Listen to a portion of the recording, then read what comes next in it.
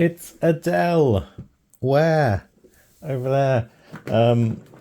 This is a Dell Optiplex GX270 that I picked up. And these are kind of interesting to me because these were some of the PCs that I was looking at and dealing with back 25-ish years ago, working in IT. Often it wasn't the towers that were this size, it was a sort of smaller ones that were desktop shaped, and the beige versions before this. But yeah, this is quite an interesting machine. It's got a Pentium 4, it's designed for Windows XP, as we can see down there. And they have this kind of clever clamshell design that opens up, and I'll show you that now. So the side of this actually has little rubber feet in each corner, meaning you can use it as a desktop PC like that.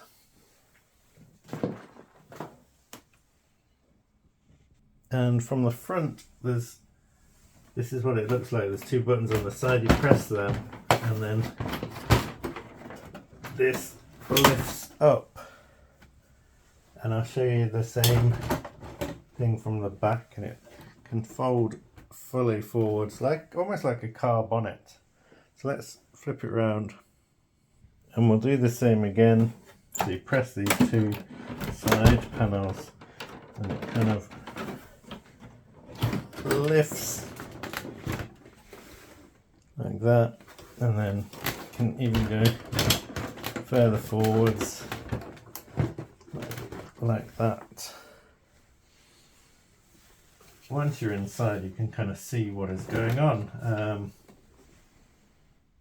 And here it is on its side where we've got a better look. So we've got these spare things for here so that if we wanted to add more, we could.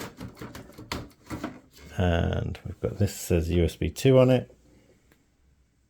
Okay, and you probably, with a Pentium 4 system, already checking the capacitors. Not sure if you can see, but yes, there are bad capacitors. This was also one of those machines where they have this huge kind of heatsink on the processor and a duct and a fan on the exhaust. So we've got capacitors here that look okay, but back or up here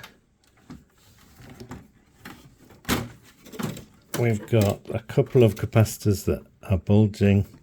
Got one there that's bulging as well. Then there's a range of capacitors behind this processor. Kind of look okay from the first glance, but there's some more here that are bulging and pretty bad. And another here.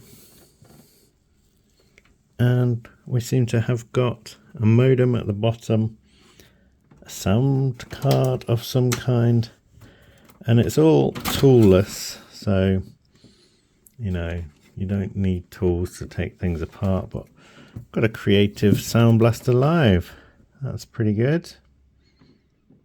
SB0200.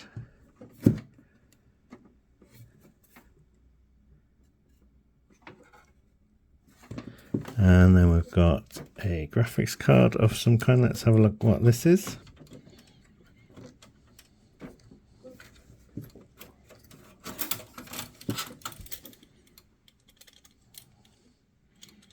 Quite rattly.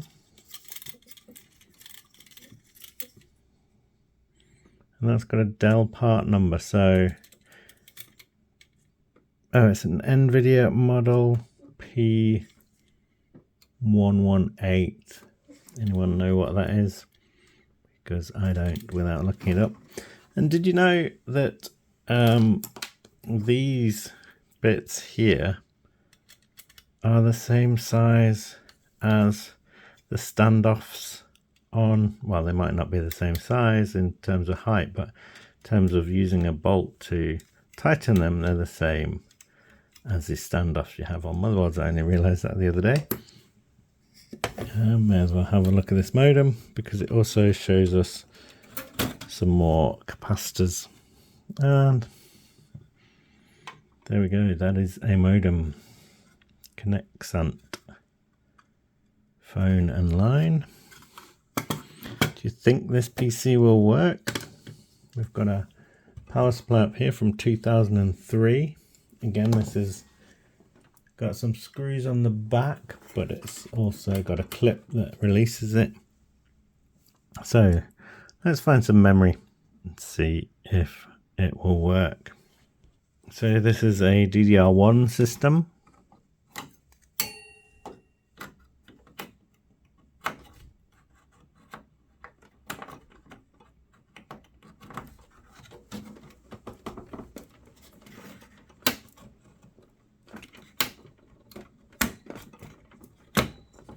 That was pretty stiff. It's got a 20-pin power connector, and we've got no hard drive, which is as expected. It's also got onboard video, so we might not need this to be connected, but we may as well use it to find out what it is. I've just spotted that the connector on this graphics card is one of those ones that needs to split out into an adapter with different connections, so I don't think that's going to be much use because I don't have one of those. There are 6 USB sockets on the back and 2 at the front.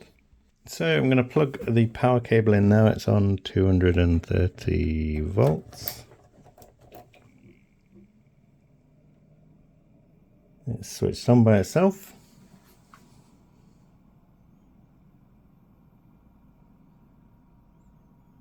There's nothing on the screen. There are no beeps.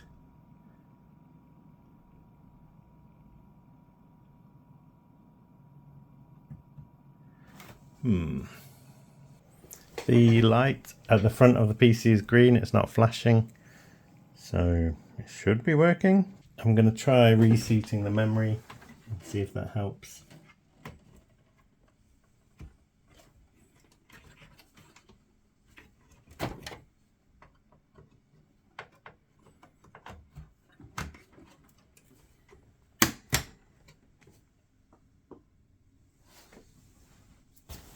Try again.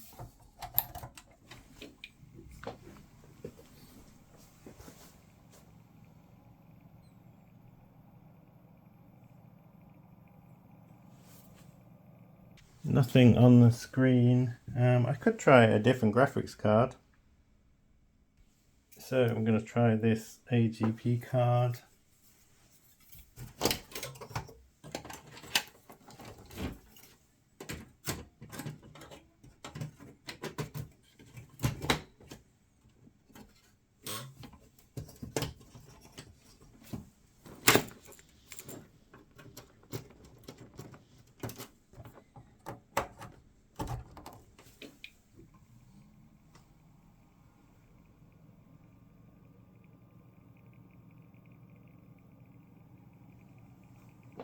Again, we don't seem to be getting anything. Ah, there's these lights on the back down here. So if you can see that, we've got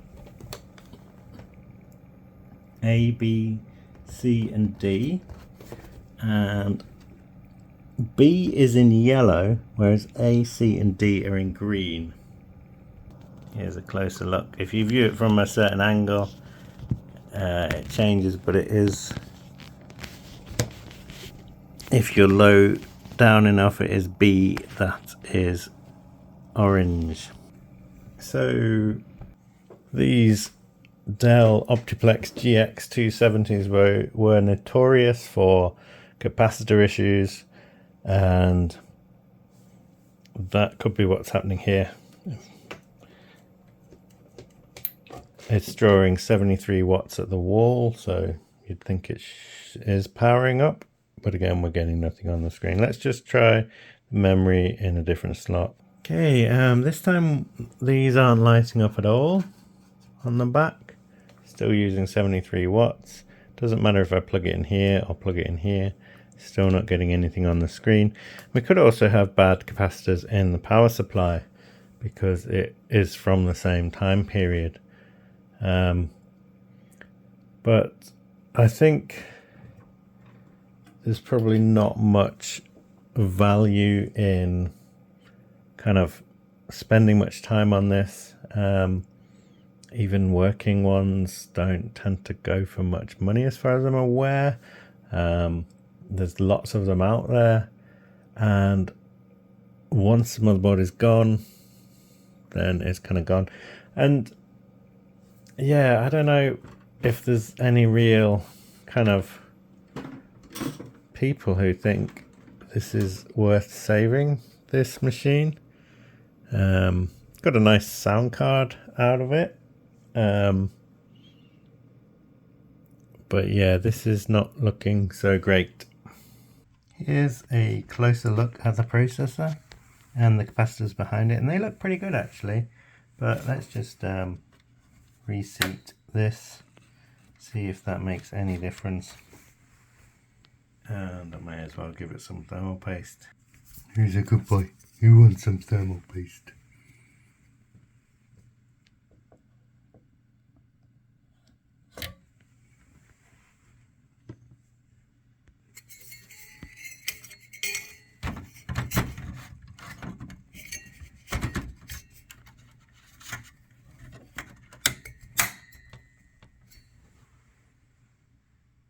These have these Dell clips that sort of clip in, quite odd. Just made of plastic. That holds the heatsink in place. So I'm gonna put the power back in. We've got the lights back on here, and we've got the B light lit up again.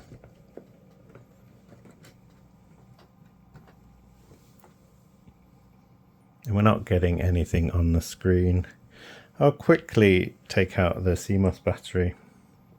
That doesn't seem to have made any difference. I've just put in a new CMOS battery. Still getting a light on the ABCD lights on the back. And it's not powering up. And the case doesn't really let you put other motherboards in here. These are the weird kind of mounts for the motherboard. So it's not a normal sort of motherboard that screws in. There is a screw over there, but in terms of replacing this motherboard with a standard ATX motherboard, that is not gonna happen. So yeah, I think this is definitely not working. Just tried a third RAM stick and it's the same result. It's not happy. So I'm just going to try the power supply using this power supply tester. We've got 5 volts, we've got 3.3, got 5.1, and we've got 11.7 and 11.8. So it's relatively stable, I guess. So the power supply is doing what it should be doing. And this is a 250 watt power supply. And this is the processor. It's socket 478, 2.8 GHz, 512 cache, and 800 MHz front side bus.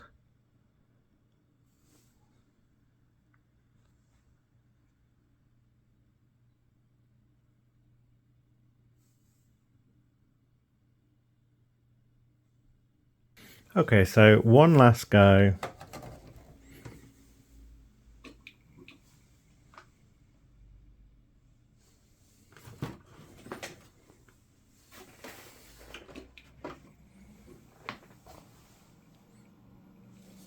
We've got the same B lit up on the back. It's using 70 watts. And we're getting nothing on the screen. So this is what Dell's website says, indicates computer activity preceding video initialization. So some kind of system fault where it's not initializing the video. I will try this and see if we get the same result.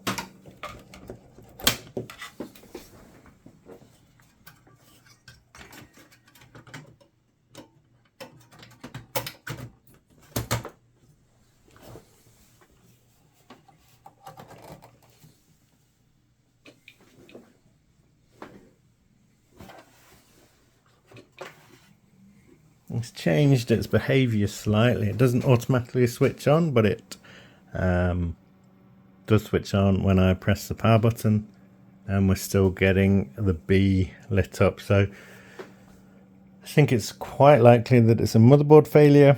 It's not happy about something, and I've just plugged in the keyboard just to double check that's not a problem. But still the same, it's not powering up, we're not getting anything on the screen, and yeah, it's a system that is not working. But there we go. It was kind of interesting to have a look, trip down memory lane, I guess.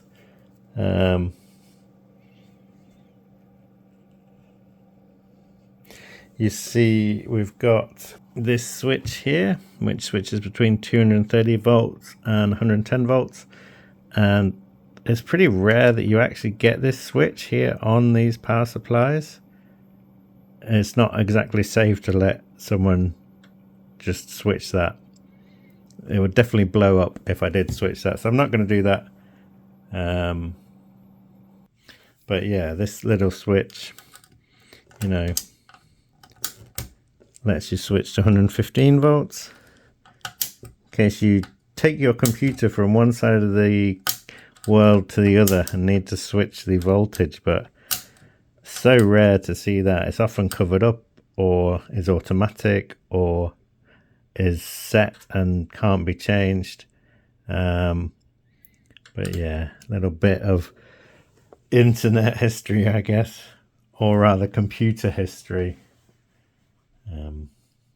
Yeah, if you found this interesting, thank you for watching. I'm just gonna take this card out and take my memory out, and I guess this can go to e-waste. I might put it online, see if anyone wants it. I don't know why anyone would want it, but you never know.